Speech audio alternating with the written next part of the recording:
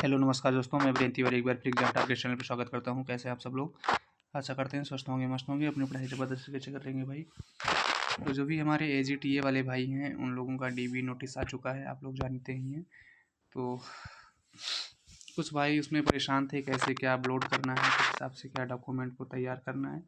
तो सारी जानकारी इस नोटिस में दी गई है और इसी नोटिस के बारे में मैं आप लोगों को थोड़ा सा और अच्छे से समझाने की कोशिश करूँगा, किस हिसाब से क्या दिया गया है, किस हिसाब से आपको क्या करना है। तो सारी जानकारी के साथ मैं आगे बढ़ रहा हूँ। तो आप लोग देख रहे हैं इसमें फरवरी 28, 2026 को आपकी ये नोटिस आई थी आप लोगों का DB जो है करवाने के लिए। इसमें 3446 पोस्ट के लिए 22,256 अभ्यर्थियों को बुलाया है आयोग ने, और यह रिजल्ट आपका 14 अक्टूबर को आया था। यह सब जानकारी तो आपके पास है भी। अब उसके बाद में बात पहुंचती है DB अभिलेख अपलोड कैसे करना है, किस हिसाब से करना है, कहाँ करना है। तो ये चीज़ आप जान ही रहे हैं कि ये ऑनलाइन होगा और कैसे करना है, सारी जानकारी मैं देने की कोशिश कर रहा हूँ। तो सबसे पहले ये सब चीज़ तो शायद आप देखी भी हैं, और मैं आप लोगों को एक बार बता भी दे रहा हूँ कि जो अंतिम तिथि आपकी है वो 5 अप्रैल है, और जो स्टार्ट करने की तिथि है वह 6 मार्च है। 6 मार्च से लेकर के और आप 5 अप्रैल तक ये अपना अपलोड कर सकते हैं। अब कैसे क्या करना है, अगर कोई त्रुटि है आप में तो उसको कैसे सुधारें, या और कौन सी प्रॉब्लम आपको आ सकती है, कौन सी प्रॉब्लम नहीं आ सकती है, सारी जानकारी देने की कोशिश कर रहा हूँ। तो चलिए सबसे पहले पहुँचते हैं भाई ये सब चीज़। तो यहीं से पॉइंट नंबर 1 से। पॉइंट नंबर 1 में लिखा हुआ है कि अनिवार्य अर्हता एवं आरक्षण आदि से संबंधित समस्त प्रमाण पत्र तथा अन्य अपेक्षित सुसंगत अभिलेख केवल आयोग की आधिकारिक वेबसाइट निर्धारित पोर्टल जो आपका UP.SC.gov.in के माध्यम से ही अपलोड किए जाएंगे। इसमें आपको ईमेल या कहीं डाक विभाग या आदि से आपको प्रस्तुत नहीं करना है, क्योंकि वहाँ से कोई स्वीकार नहीं किया जाएगा कोई भी आपका डॉक्यूमेंट हो। केवल आपको ऑनलाइन ही अपलोड करना है वेबसाइट पर, ये सब आप जानते ही हैं। किस हिसाब से करना है तो अपना रजिस्ट्रेशन नंबर वगैरह डालेंगे, उसके बाद में OTP आएगा, उसके बाद में आप उसको लॉगिन कर पाएंगे। उसके बाद में फिर आपका फ़ोटो के बारे में बताया गया है। आप फ़ोटो जो खींचेंगे वो कलर फ़ोटो होनी चाहिए, 75% हिस्सा दिखना चाहिए टुड्डी से लेकर के और शिखर तक। उसके बाद में इसमें अभ्यर्थी या पारदर्शी चश्मा पहन सकते हैं, लेकिन आंखें स्पष्ट दिखनी चाहिए। अगर आप चश्मा पहन रहे हैं तो पारदर्शी चश्मा आप पहन सकते हैं, लेकिन आंखें जो है आपकी वो दिखनी चाहिए। और फ़ोटो की जो साइज़ रहेगी वो 50 KB से लेकर के 100 KB के बीच में रहनी चाहिए। JPG या JPEG फॉर्मेट में होनी चाहिए। तो ये चीज़ आपको ध्यान रखनी है। उसके बाद में फिर इसमें जो है आपका पॉइंट नंबर 5 में क्या लिखा हुआ है, अभिलेख परीक्षण हेतु अपलोड की अंतिम। इसमें ये दिया गया है भाई कि आप इसको अपलोड कर सकते हैं, देख सकते हैं। एक बार आप अपलोड कर दिए, अगर कोई प्रॉब्लम आ रही है, एक बार आप अपलोड कर दिए हैं और अगर कोई प्रॉब्लम आ रही है तो आप उसको दोबारा से व्यू कर सकते हैं, और उसके बाद में फिर आप उसको री अपलोड भी कर सकते हैं। और उसके बाद में आप क्या कर सकते हैं, री अपलोड भी कर सकते हैं, कोई दिक्कत नहीं है। ऐसा नहीं है कि हाँ एक बार आप अपलोड कर दिए तो आप दोबारा उसको अपलोड ना कर पाएंगे या वो फिर कोई डेटा चेंज नहीं होगा। तो सब कुछ चेंज होगा, कोई दिक्कत नहीं है, परेशान होने वाली कोई बात नहीं है। उसके बाद में फिर पॉइंट नंबर 6 में भी यही लिखा है कि स्पष्ट होना चाहिए दिखने में, और कोई ब्लर वगैरह ना हो, साइज़ में हो, जिस साइज़ में बोला गया है उस साइज़ में नहीं रहेगा तो शायद वो अपलोड भी नहीं होगा डॉक्यूमेंट। लेकिन हाँ ये है कि ब्लर ना रहे। एक बार आप अपलोड करने के बाद में ब्लर को प्लीज़ चेक कर लीजिएगा, कि ऐसा ना हो कि हाँ आप अपलोड कर दिए एक बार उसको फिर दोबारा देखे ही नहीं।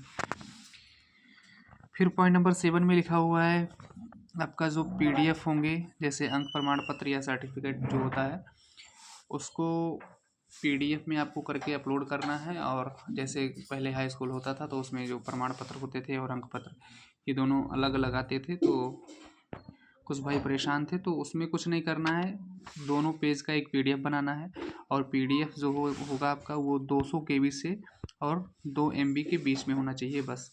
वो PDF आप अपलोड कर दीजिएगा, आपका हो जाएगा। परेशान होने वाली कोई बात नहीं है। बहुत सारे कैंडिडेट इसी को लेकर के परेशान थे कि मार्कशीट हमारा अलग है, उसके बाद में हमारा सर्टिफिकेट अलग है, कैसे करेंगे। तो भाई आयोग बहुत अच्छे तरीके से उसको एक्सप्लेन किया है पॉइंट नंबर 7 में कि आप एक PDF बनाइएगा दोनों फाइल की, और उसके बाद में आप अपलोड कर दीजिएगा। फिर लिखा हुआ है कि पॉइंट नंबर 7 में कि अभ्यर्थी यह सुनिश्चित कर लें कि ऑनलाइन आवेदन के समय प्रविष्ट विवरण नाम, पिता का नाम, जन्मतिथि, श्रेणी, शैक्षिक विवरण आदि तथा अपलोड किए गए अभिलेखों में अंकित विवरण में समानता हो। उक्त प्रविष्टियों एवं अपलोड किए गए अभिलेखों में अंकित विवरण में भिन्नता की स्थिति में सुस्पष्ट एवं संतोषजनक स्पष्टीकरण अपलोड करना होगा तथा भिन्नता के संबंध में आयोग का निर्णय अंतिम एवं बाध्यकारी होगा।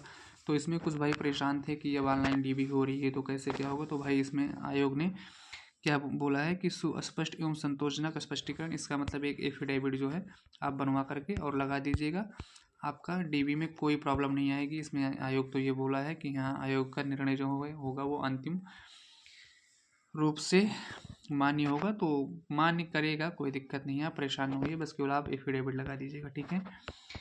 उसके बाद में कोई भी जैसे इसमें स्पेलिंग आप एरर कर दिए हैं या आपके पास EWS नहीं है, आप यस कर दिए हैं, या आप कोई और कैटेगरी में हैं, आप जनरल कर दिए हैं, या आप कोई दूसरी कैटेगरी में थे या दूसरी कैटेगरी में आप फॉर्म भर दिए हैं, तो कोई भी एरर आपको अगर लग रहा है तो आप बस कुछ नहीं कीजिएगा, एक एफिडेविट बनवाइएगा और जो आप ओरिजिनल डॉक्यूमेंट है आपका वो अपलोड कर दीजिएगा। और जो भी भाई हैं जिनका EWS वगैरह बना हुआ है तो उसी डेट का, जैसे कुछ भाई ये भी कह रहे थे कि मैं EWS में एस कर दिया था और मैं मॉडिफाई नहीं किया हूँ, तो भाई आप मॉडिफाई नहीं कर पाए हैं तब भी कोई दिक्कत नहीं है, आप EWS में अगर यस किए हैं तो बस आप EWS उस डेट का दे दीजिएगा, हो जाएगा आपका। बस जो भी डॉक्यूमेंट हो उस डेट के होने चाहिए जब आप फॉर्म डाले थे उसके पहले, मतलब लास्ट डेट तक। उसके बाद में इसमें पॉइंट नंबर 9 में कहा गया है कि कोई चीज़ आपकी फर्जी ना हो, नहीं तो आपका अभ्यर्थन निरस्त कर दिया जाएगा। उसके बाद में आपके पास ऊपर केस वगैरह जो भी है वो सब आप जान ही रहे हैं। उसके बाद में अगर कोई भी प्रॉब्लम आती है तो आयोग आपसे स्पष्टीकरण वगैरह मांग सकता है, ये सब चीज़ है। और उसके बाद में बस वही सब चीज़, और आयोग ये भी बोला है भाई कि अगर इंटरनेट सर्वर या डिवाइस में कोई भी प्रॉब्लम आती है तो आयोग उसका जिम्मेदार नहीं होगा, इसलिए आप लोग लास्ट डेट का इंतज़ार ना कीजिए, आप पहले ही अपने डॉक्यूमेंट को अपलोड कर दीजिए, नहीं तो आप सोचें कि मैं लास्ट डेट में करूँगा, अगर कोई प्रॉब्लम आती है तो आयोग एक्स्ट्रा टाइम नहीं देगा, ये पहले से ही बोल दिया है। तो प्लीज़ आप लोग 6 तारीख से स्टार्ट हो रहा है, 2-4 दिन रुक करके 15 मार्च के आसपास आप लोग पूरा डॉक्यूमेंट अपना अपलोड कर दीजिए। और उसके बाद में बस यही सब चीज़ दिया गया है और इसमें कुछ नहीं है। 14 नंबर पॉइंट में है कि नियमानुसार चयनित संबंधित कार्यवाही की जाएगी अतः अभिलेख अपलोड किए जाने सतर्कता बरतनी सुनिश्चित करें। बस वही सब सुनिश्चित करना है, ठीक ठाक से अपना सब कर दीजिएगा बाकी। और इसमें ऐसा कुछ है नहीं, रिजल्ट वगैरह वो अपना भाई साहब बोल दिए हैं पहले ही, यथा समय घोषित कर देंगे। तो यही सब जानकारी थी जो AGTA वाले भाई थोड़ा सा परेशान थे। बाकी और भी कोई अगर DB से लेकर के कोई भी कन्फ्यूजन होगा तो आप लोग प्लीज़ कमेंट बॉक्स में कमेंट कर दीजिएगा, मैं सारी जानकारी लेकर के और आप लोगों को बताने की कोशिश करूँगा। तो बस आज के लिए इतना ही भाई। जो भी भाई वीडियो को लाइक नहीं किए तो प्लीज़ वीडियो को लाइक कर दीजिए, चैनल को सब्सक्राइब कर लीजिए और ज़्यादा से ज़्यादा लोगों तक शेयर कर दीजिए। थैंक यू भाई।